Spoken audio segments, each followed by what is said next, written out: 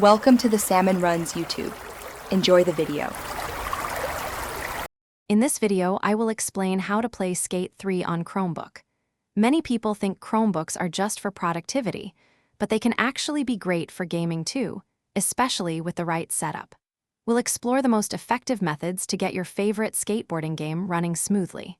Get ready to shred without needing a dedicated console or high-end PC. One of the easiest ways to play Skate 3 on your Chromebook is through cloud gaming services.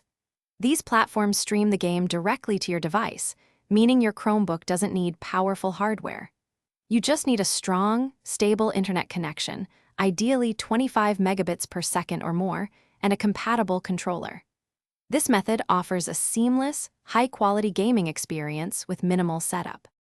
Another option for playing Skate 3 involves emulation. Some Chromebooks support running Android apps or even full Linux environments, which can host emulators for older consoles.